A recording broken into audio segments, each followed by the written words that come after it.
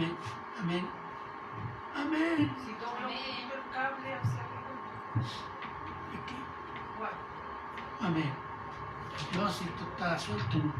Amén. Por ahí ya. Ahí lo vamos a tener amarrado. Bueno, vamos a introducirnos. Estamos en el capítulo 2 de Juan. Ya estamos avanzando. El Señor Jesús fue presentado y señalado como el Cordero de Dios que quita el pecado del mundo. El Cordero de Dios viene de Dios y es Dios. Y es Dios. Y es Dios.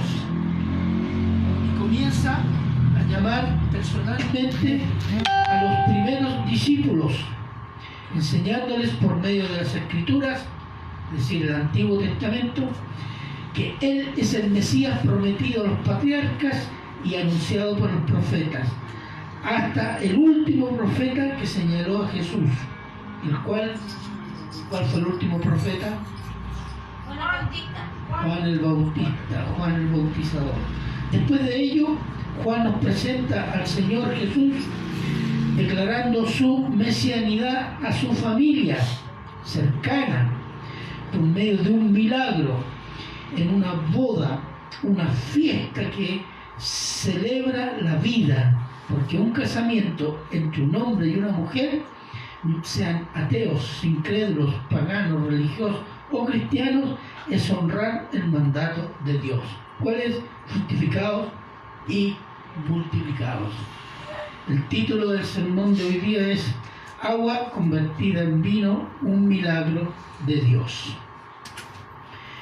Y vamos, ya leímos el pasaje, vamos a ver de versículo 1 y 2.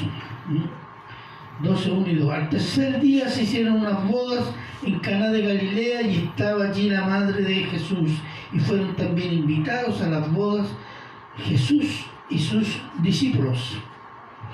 Aquí hay una invitación. Dice al tercer día. Uno dice, ¿tercer día de qué? Tercer día de que llegaron a Galilea. Porque en el versículo anterior, versículo anterior, 1:51, dice, cuando Felipe llama a Natanael, están dice, ¿dónde están? Bien.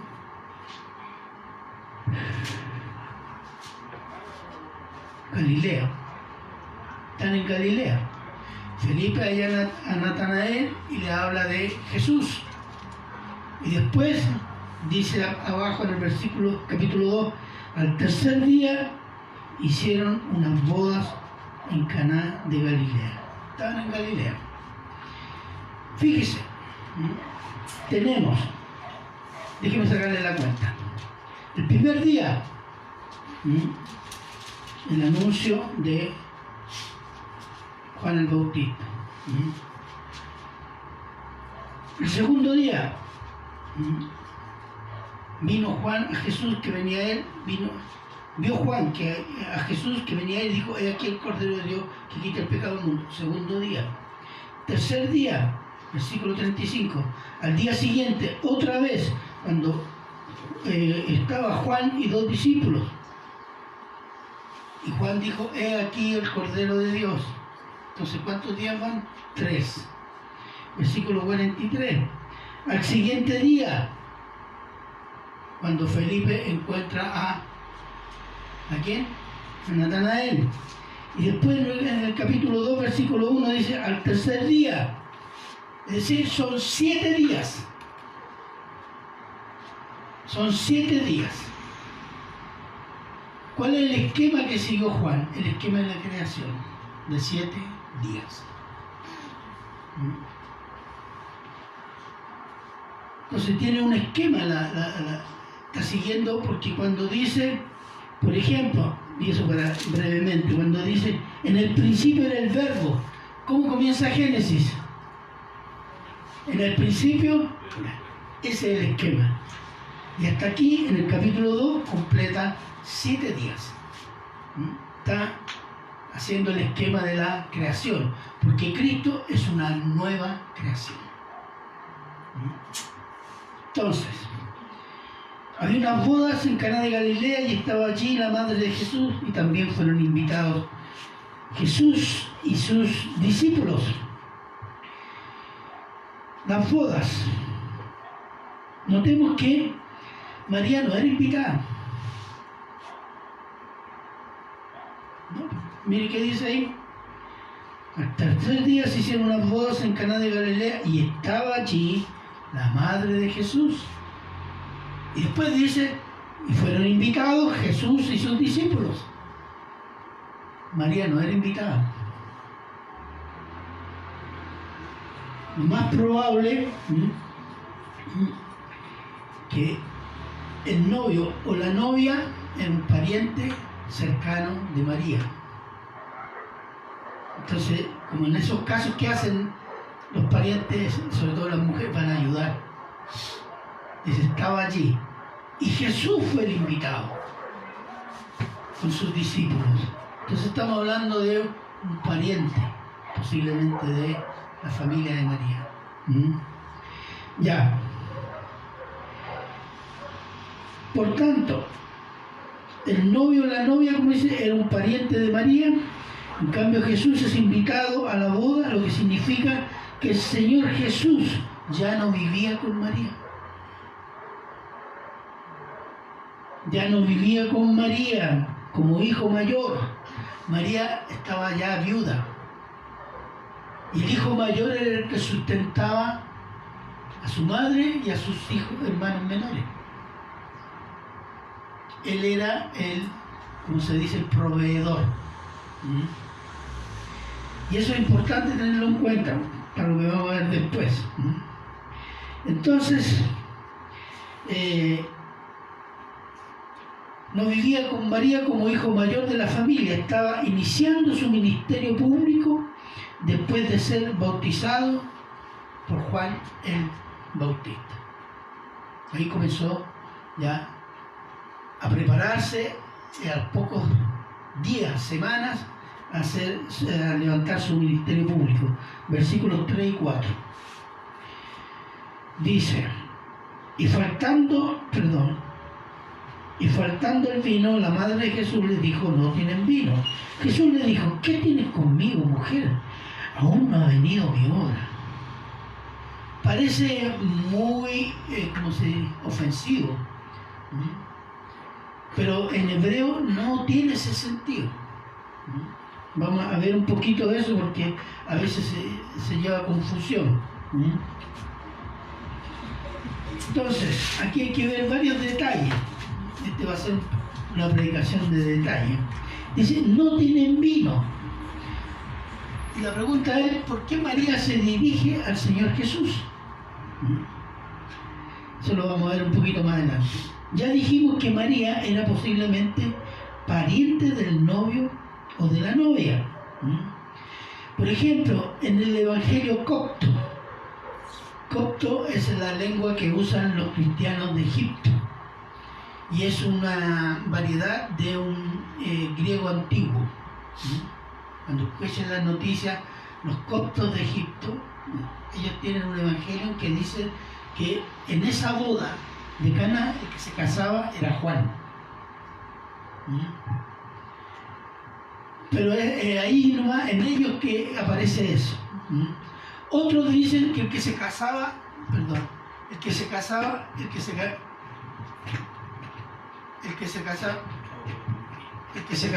era Jesús. El que se casaba, deme el otro cable, por favor. Vamos a probar si. El que se casaba era Jesús. Algunos dicen con Magdalena. No. La Biblia dice que Jesús era invitado. Entonces, ya me cansó esto. Entonces, ¿qué tenemos?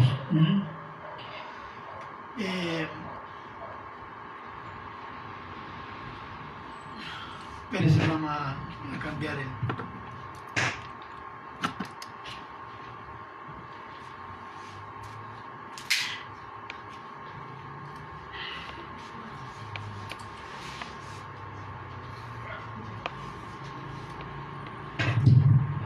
¿Se escucha?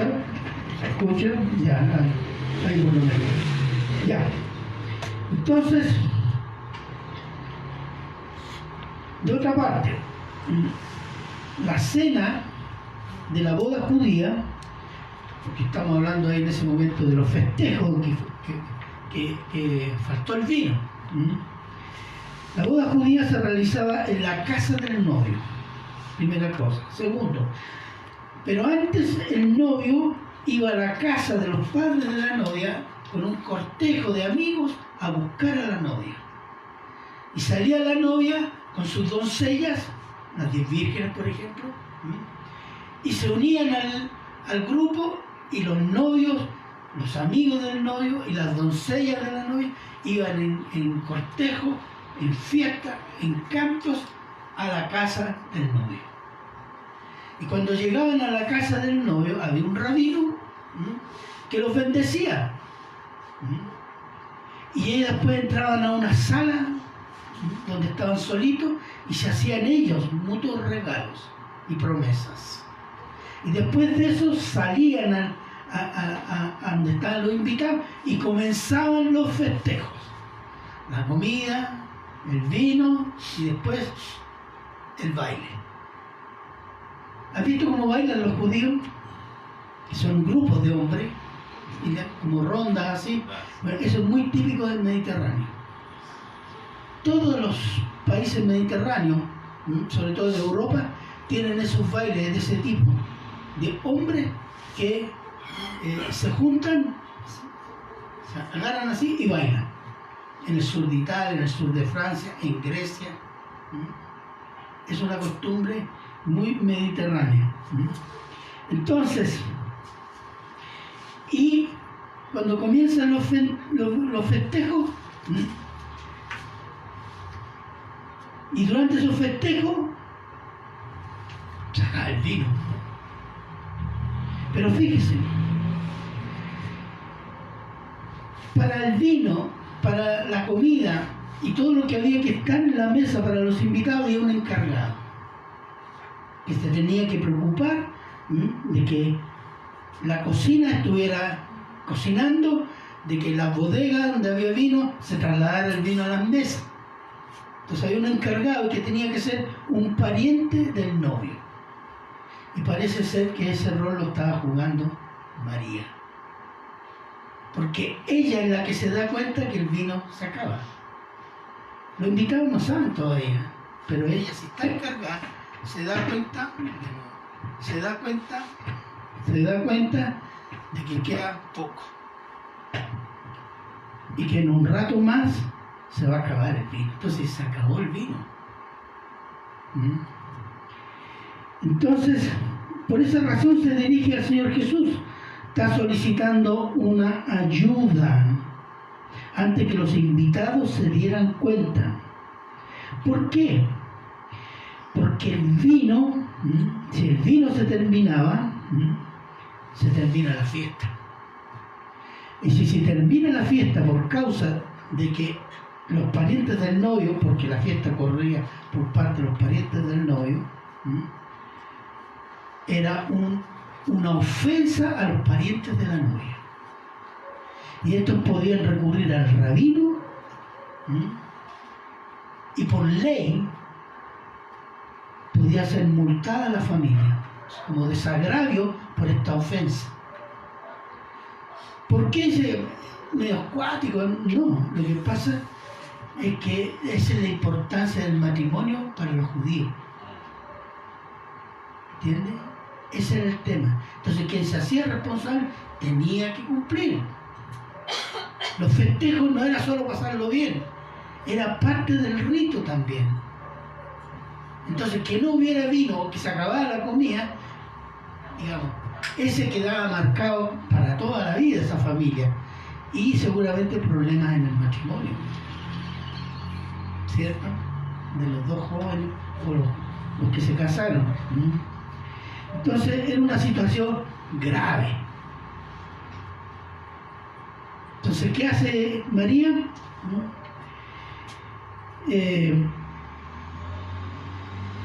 ¿Por qué se acabó el vino? Bueno, hay 3 razones por ¿por qué se acabó el vino? Hicieron mal el cálculo. Llegaron más invitados de lo que... los invitados fueron más de lo que se programaba. Y tercero, ¿cuál es? Que eran una familia pobre. Pusieron todos sus medios, pero no fue suficiente. Son las tres posibilidades. Y ante esa situación, que es grave, María acude al Señor Jesús, porque hay que pensar que los festejos de las bodas eran de 5 a 7 días. No era un rato en la noche, no. Hasta 7 días de festejo. Así que había que tener comida y había que tener vino. Entonces, por eso los matrimonios eran preparados desde que los niños entraban en la primera infancia. Entonces María está pidiendo ayuda al Señor Jesús, el cual se dirige a él como hijo mayor, que sostenía la casa, sostenía a la viuda y a sus hermanos menores, o se dirigió al Señor Jesús como el Hijo de Dios para que le hiciera el milagro. Podría ser, si él ya comenzó su ministerio, a lo mejor en esta posibilidad nos salvamos todos. La respuesta del Señor Jesús, que parece sorprendente: ¿qué tienes conmigo, mujer? ¿Aún no ha venido mi hora?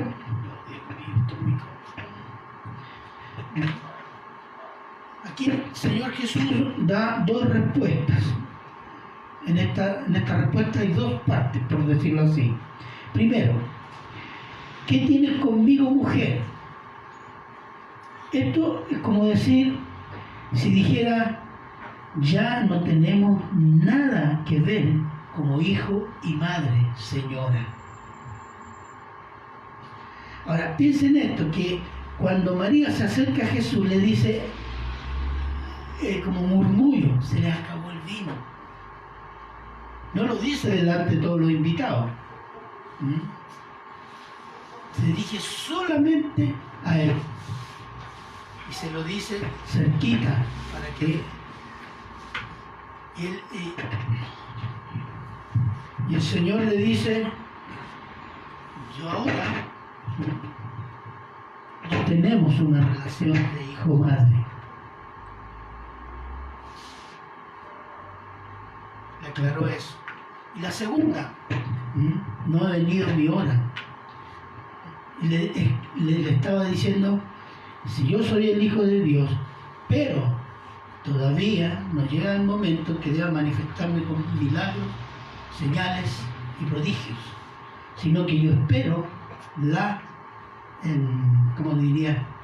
señal o la indicación del Padre y no de ningún ser humano. Lo que estaba haciendo, lo que hizo el Señor Jesús, es marcar la distancia, porque Él estaba iniciando su ministerio y estaba diciendo, ahora yo ya no soy el hijo mayor que mantiene la casa, yo tengo un ministerio mesiánico.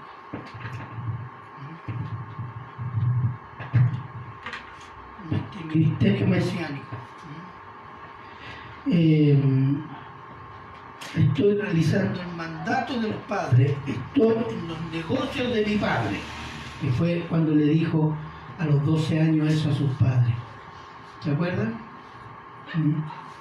Y debo ser tratado como el Mesías enviado del Padre. Esa fue la aclaración.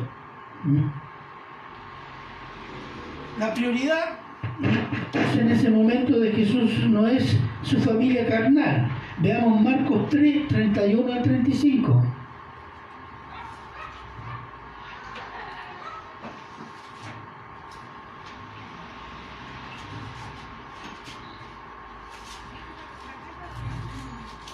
Marcos 3, 31 al 35.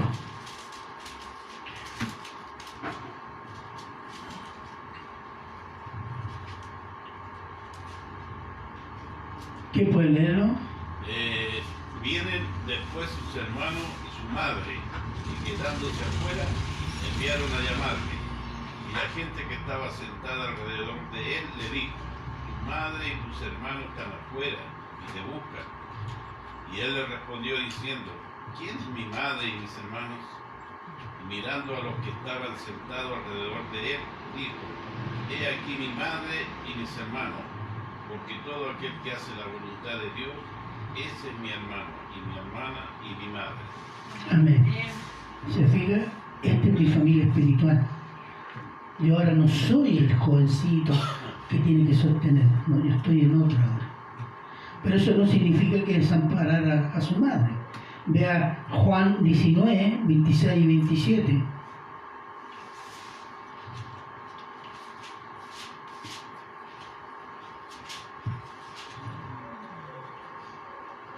Juan 19, 26 y 27. Amén. ¿Qué dice? Cuando vio Jesús a su madre y al discípulo a quien él amaba, que estaba presente, dijo a su madre: mujer, he ahí tu hijo. Después dijo al discípulo: he ahí tu madre. Y desde aquella hora el discípulo la recibió en su casa. Léalo de nuevo, por favor. ¿Cuál? ¿Notó? Sí. Cuando vio Jesús a su madre y al discípulo a quien él amaba, que estaba presente, dijo a su madre: mujer, he ahí tu Ahí, hijo. déjela ahí. ¿Cómo le dijo? Mujer, he ahí tu hijo. No le dice mamá, No. no.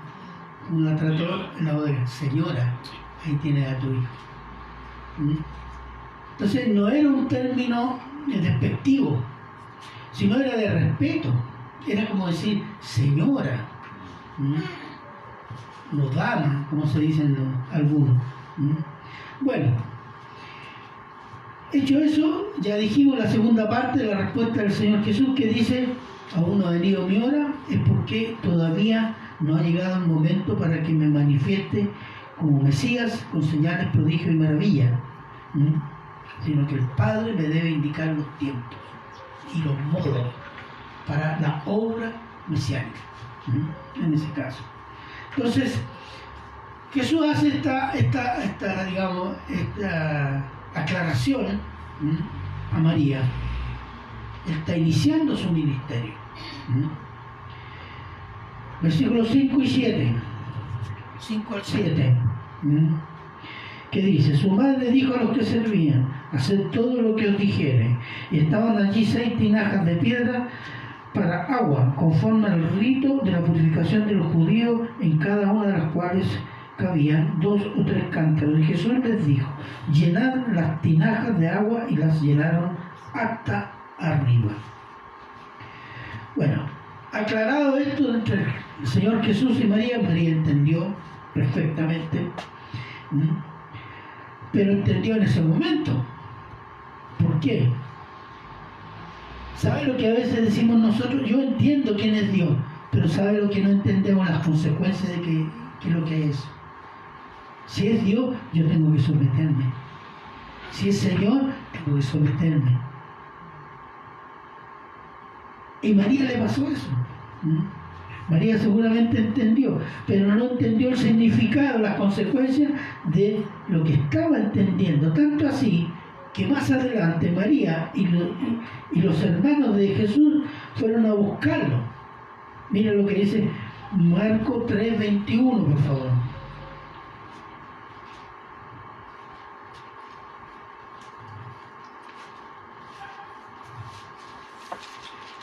¿Qué dice?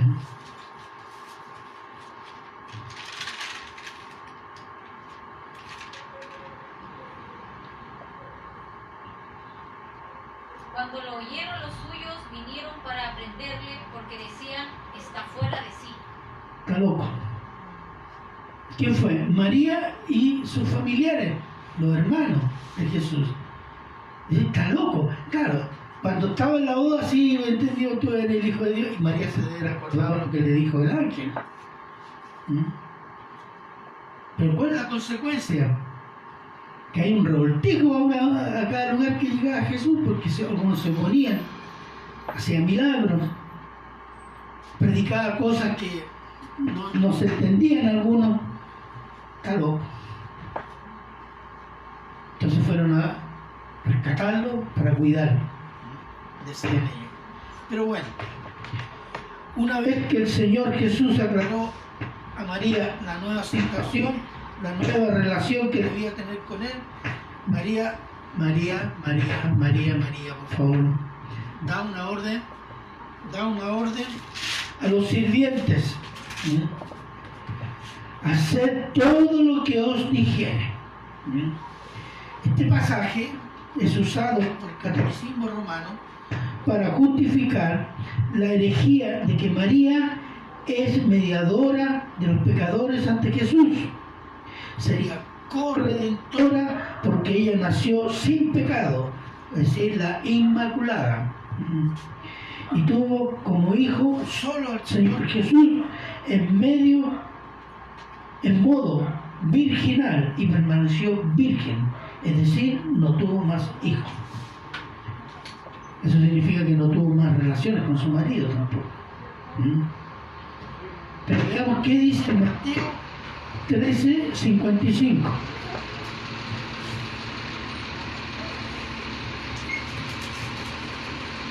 Mateo 13:55. Mateo 13:55.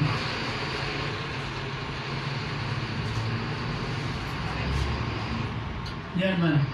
Dice, ¿no es este el hijo del carpintero? ¿No se llama su madre María y sus hermanos Jacobo, José, Simón y Judas? ¿Y qué más?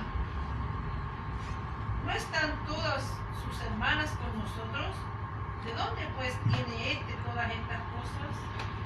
¿Cuántos nombres da ahí? 4 nombres. Y dice sus hermanas, mínimo 2, plural. Es decir, si nos atenemos a eso, María tuvo 7 hijos, incluido a Cristo.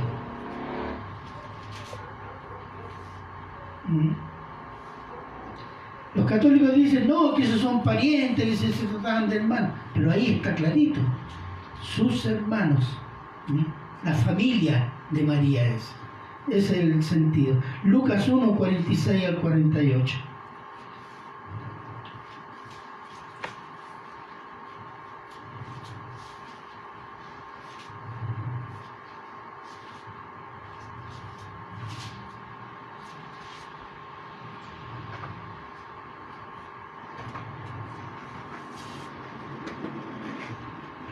Lucas 1, 46 al 48, ¿qué dicen?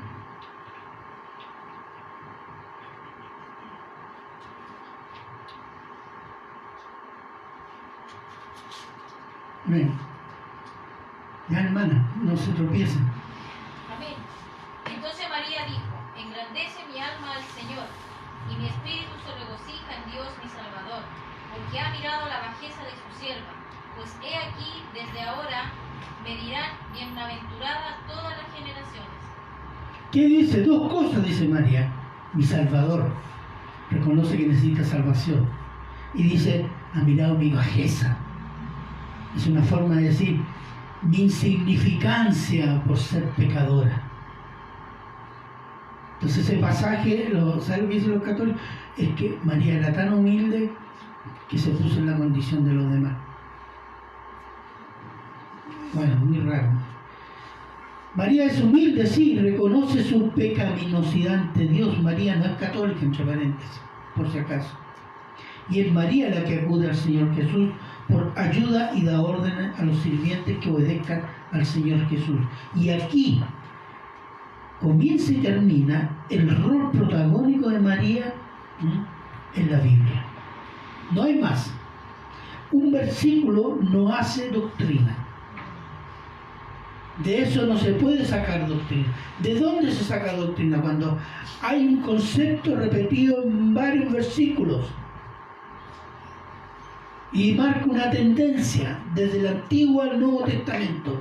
Eso es normativo, es regla, se hace doctrina.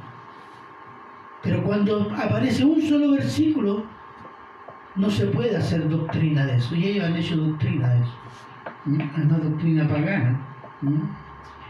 Entonces, el culto a María como corredentor y reina del cielo es un satanismo, es satanismo de religiones de misterio, mística, con ropaje cristiano. Punto. El Señor Jesús mandó a los sirvientes ¿a qué? Llenar de agua las 6 tinajas que, ¿sabe cuánto podían contener las tinajas? Alrededor de 80 litros. Y estas tinajas, ¿cierto?, eran usadas con agua para los judíos hacer los ritos de purificación, etcétera, etcétera. Entonces, notemos qué cosa hicieron los sirvientes. Obedecieron inmediatamente. ¿Por qué le obedecieron a Jesús si era un invitado? Primero, porque se lo dijo María. Pero segundo, hay algo, y está en otro versículo. Jesús expresaba autoridad. La presencia de Jesús manifestaba autoridad. Lo vieron como autoridad. El mundo desprecia a Dios, a Cristo, a la Biblia. ¿Por qué? Porque está en abierta rebelión contra Dios y lo desobedece y no lo reconoce como autoridad. Cuando un cristiano desobedece a Cristo, desprecia a Cristo y a su palabra, es no reconocer su autoridad sobre nuestras vidas. No importa lo que diga, si usted entiende el mandamiento que tiene que obedecer y sabe que está mal y tiene que obedecer y no lo obedece, usted no le está reconociendo autoridad sobre su vida al Señor. No, es que el Señor entiende. ¿Se acuerdan? La gente dice eso. No, el Señor entiende. Sí, entiende que está en pecado tranquilamente. Entonces hay algo. Deberíamos vivir a veces en arrepentimiento y lloro porque no podemos amar a Cristo ni obedecerlo como Él se lo merece. Eso debería producir pena en nosotros, porque a veces por nuestro peso de nuestro pecado nos justificamos y no hay pena, no hay lloro. Miren lo que dice Mateo 5:4.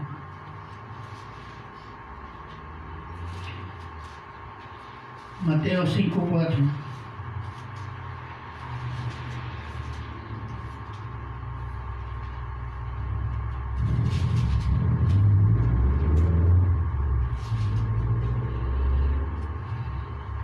¿Qué dice? Bienaventurados los que lloran, porque ellos recibirán consolación. ¿Por qué lloran? Lloran porque no pueden en su corazón, en su vida, hacer todo lo que el Señor les pide. Hay pena. Y dice, van a ser consolados. Amén. Bueno, llenaron las 6 tinas, es decir, tenían 6 por 8, 48, 480 litros de agua que se van a convertir en vino. Miren, versículo 8 al 10, el buen vino. Entonces les dijo, sacad ahora y llevadlo al maestresala, y se lo llevaron. Y cuando el maestresala probó el agua, hecha vino sin saber él de dónde era, aunque lo sabían los sirvientes que habían sacado el agua, llamó al esposo y le dijo, todo hombre sirve primero el buen vino, y cuando ya ha bebido mucho, entonces el inferior, mas tú has reservado el buen vino hasta ahora. Amén.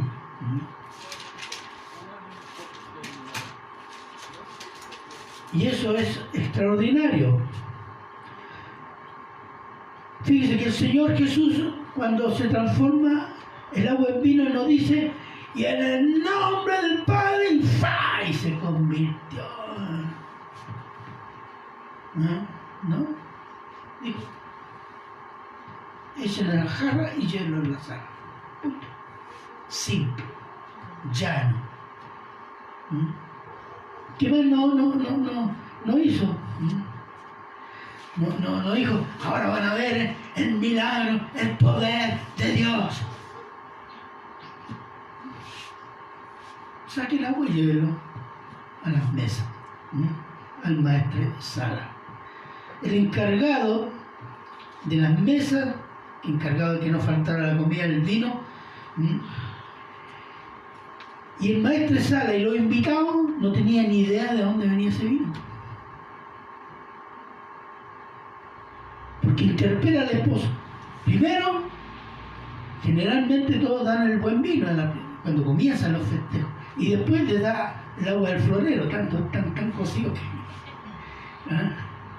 se lo toman igual. ¿O no? Pero tú nos has dado el mejor vino ahora.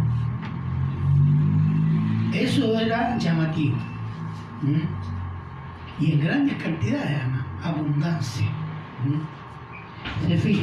Fíjense.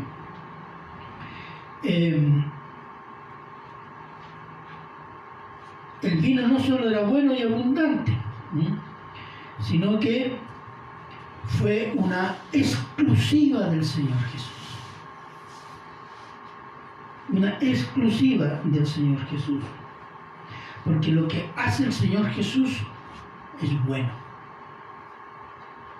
Lo que hace el Señor Jesús no es a medias. No es que lo anduvo sanando un poquito por ahí. Cuando Él sanó completo. Cuando Él hizo el vino, hizo el mejor vino que podían tomar. El Señor no hace las cosas a medias y no hace cosas mediocres. Él siempre da lo mejor, lo bueno, lo que bendice.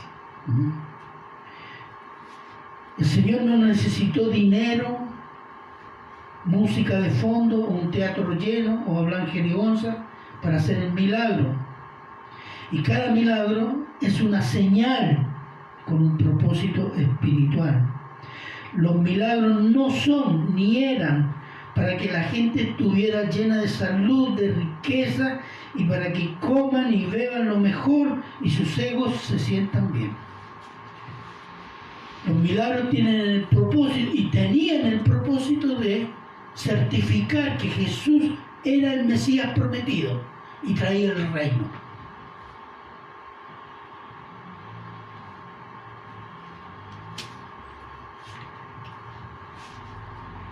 Entonces, no existe milagro sin propósito, que el Señor me tiene que hacer bien a mí. ¿Por qué? Cuando ya nos salvó, nos ha dado lo mejor.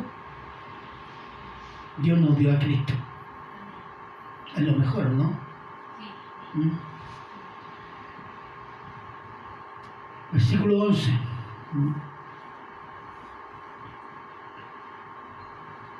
Este principio de señal hizo Jesús en Caná de Galilea y manifestó su gloria, y sus discípulos creyeron en él.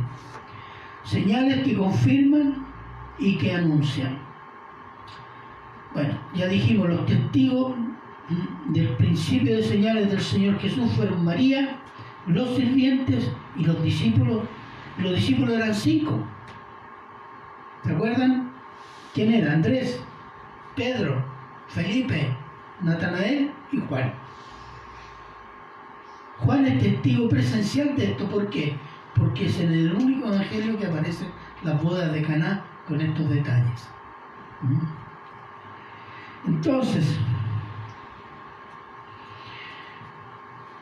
este milagro del agua convertida en vino fue dirigido a María para confirmarle de qué, de que su Jesús ya no era el hijo mayor que sostenía la casa, sino que era el Mesías. A los discípulos, que le enseñaba, como vimos en el capítulo 1, que le enseñaba que él era el Mesías según las Escrituras, y lo confirmó ¿con qué? Con un milagro. Y los sirvientes, los más humildes de la fiesta, los que trabajaban en la fiesta, Ellos se enteraron de quién era este Jesús. Entonces a ellos, ¿cuál es el mensaje? El Mesías llegó a Israel. Entonces fueron poquitas personas. Sí, podemos decir que fue un milagro familiar.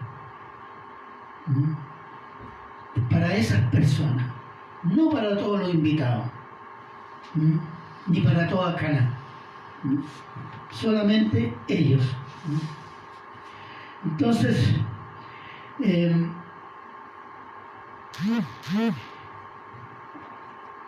pero además,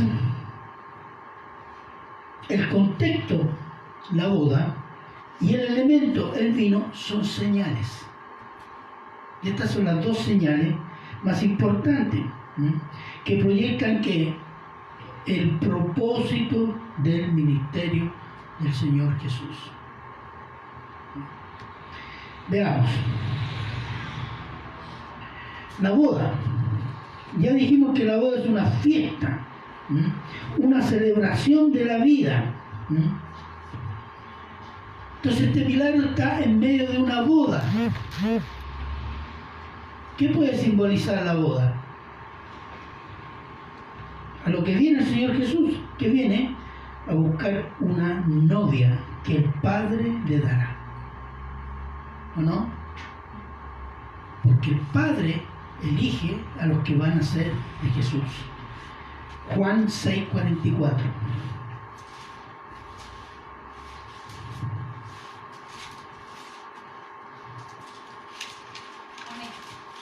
Ninguno puede venir a mí que el Padre que me envió no lo trajere, y yo lo resucitaré en el día postrero. Clarito. La iglesia es un regalo del Padre al Hijo. Y es tratada por Jesús como la novia. O el cuerpo de Cristo. Hay varios metáforas, pero el que más usado es la novia, porque en Apocalipsis se dice las bodas del Cordero y su iglesia. Entonces, esa novia es la iglesia de Cristo. Y como en los esposorios judíos, ¿cómo funcionan? Los novios hacen un contrato por medio de los padres, de contrato de matrimonio. Cuando se hace el contrato, la niña va a la casa de los padres y el novio se va por un año a construir la casa donde va a formar su hogar. Después del año vuelve, dice tiene todo listo y se hace la ceremonia, después la novia, que van a buscar a la casa, que van a la casa del novio, los festejos, etcétera, etcétera, etcétera. Entonces, el Señor firmó un contrato para su novia.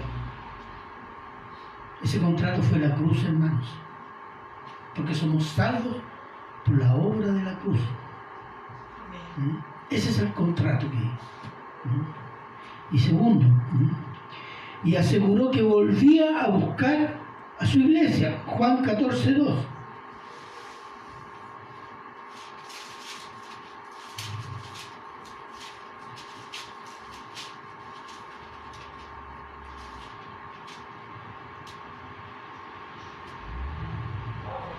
En la casa de mi Padre muchas moradas hay. Si así no fuera, yo os lo hubiera dicho. Voy pues a preparar lugar para vosotros. Como el novio, yo voy a preparar lugar para mi iglesia. Allá, donde está el Padre, en el tercer cielo, etc. Entonces, ¿y el vino qué simboliza? El vino simboliza alegría. Alegría. No vamos a citar los versículos, pero en la Biblia hay varios aspectos sobre el vino. Primero, el gozo. El gozo, alimento. Pan y vino era habitual comer. El vino, en todo lo que es, digamos, en el sur de Europa, norte de África, Israel, Medio Oriente, el vino es considerado alimento. No tienen una cultura etílica como la sudamericana. No. El vino es parte de lo... Y tanto así que los hospitales, a menos que haya una recomendación médica, a los enfermos, a los que están en el hospital, le dan un botellín de vino. También tinto blanco. Entonces nosotros nos reímos porque es considerado alimento, a menos que haya una indicación médica. Y se lo pasan a la enfermera y dicen, no, este paciente no puede tomarlo. Pero normalmente venía con su... Para decir, es una cultura diferente. Y esa es la cultura del Medio Oriente. Por eso es considerado alimento. En medicina, porque el vino fermentado le echaban agua, porque el agua no era agua potable, para desinfectar el agua y tomarle. Eso, y también que lo quiera, consuelo. Consuelo, alegra tu corazón, toma unas copas de vino. Está en la Biblia. Dos cosas malas que no se podían hacer con el vino o era condenado en la Biblia. Uno, emborracharse. ¿Por qué? Porque pierde la cordura y la sensatez. Y lo segundo, beber el vino malo, porque enferma. Entonces ya no había gozo, no había bienestar, como se suponía que debería ser. Entonces, ¿cuál? Jesús trajo el vino bueno. ¿Cuál es? El Evangelio, hermanos. El Evangelio es el vino que vino después del vino de la ley. Y este es mucho mejor. Muchísimo mejor. Es el Evangelio que da gozo, que sana, consuela, alimenta, restaura, perdona, santifica para vida eterna. Es un vino que da gozo, ¿no? Debería. El vino viejo es la ley y su profeta era Moisés. ¿Cuál fue el primer milagro de Moisés? No se acuerda. ¿Cuál fue? ¿Sí? ¿El agua? ¿Sí? ¿En qué? ¿Le pegó a la roca? No. ¿En Egipto? El mar. ¿Sí? ¿Qué hizo? ¿Lo vio? ¿El Señor el sangre? ¿Convirtió el agua en sangre? Sí, tiene un 7. ¿Cuánto? Convirtió el agua en sangre en Egipto. Ese fue el primer milagro que hizo Moisés. Sí, eso es juicio. Eso es juicio. La ley es juicio. El Evangelio, ¿qué es lo que es? Salvación. El vino bueno, vino mejor después, lo mejor después del vino viejo. Gozo, salvación, santidad, amor, restauración, vida eterna. Gracia, eso es la gracia de Dios. Y Jesús envió un mensaje, dio estas señales. En el contexto de una boda, transforma el agua en vino. No en sangre, porque él no venía a juicio ahí. Entonces, y eso es lo que debemos entender de la boda de Caná. Si alguien dice que el que se casaba era Jesucristo, anda perdido y es un hereje. Porque muchos andan diciendo eso. Entonces, así como Moisés, el primer milagro el agua en sangre, el primer milagro del Señor Jesús el agua en vino. Alegría. El vino es sinónimo de alegría. Entonces, y esto es por la gracia de nuestro misericordioso Dios y Padre nuestro, por medio de Cristo, su Hijo amado. Esa es la noticia. Nosotros tenemos el buen vino, hermanos. Gócese del buen vino. Nosotros andamos apenados porque no nos da lo que queremos, o lo que me falta, o lo que quisiera tener, o lo que yo debería hacer. Y no nos gozamos con lo que ya tenemos. Y no estoy hablando de casa, o buena situación, o situación más buena. Estoy hablando espiritualmente. Nosotros tenemos a Cristo. Y si tenemos a Cristo, hermano, viva como vivo hoy día, tenemos todo. Tenemos todo. Un hijo de Dios por Cristo Jesús se arrodilla y pide al Padre. Puede pedir por su familia, puede pedir por un país, puede pedir por el mundo. Y su Padre lo escucha. Eso es. Tenemos todo, hermano. Pero a veces no tenemos el gozo porque no entendemos lo que tenemos. Y tenemos expectativas carnales. Entonces, las bodas de Caná, el Señor hace estas señales para que nosotros nos gocemos que ya tenemos el buen vino, que es el Evangelio de salvación. Amén. Amén. Gracias, hermano. Oremos. Padre bueno, eterno y misericordioso Señor, damos gracias, Señor, por este pasaje. Bendiga nuestros corazones, Señor, para que amemos más el Evangelio que usted nos ha regalado por medio de Cristo Jesús. Cristo ha sido un regalo para nuestras vidas.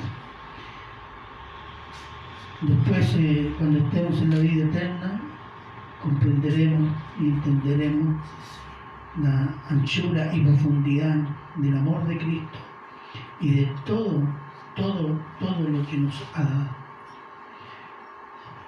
Pero ayúdenos, Señor, a entenderlo ahora, llamarlo ahora, para gloria de su nombre. Pedimos perdón a veces porque nosotros andamos amargados, enojados, porque pensamos que nos falta algo. Perdone, Señor. Ayúdenos a depender cada día más de usted, Señor, de su palabra y de las bendiciones que se ha derramado en nosotros por medio de Cristo Jesús y el Espíritu Santo. Gracias, Padre, por palabra tan maravillosa. Se lo agradecemos en Cristo Jesús. Amén. Vamos a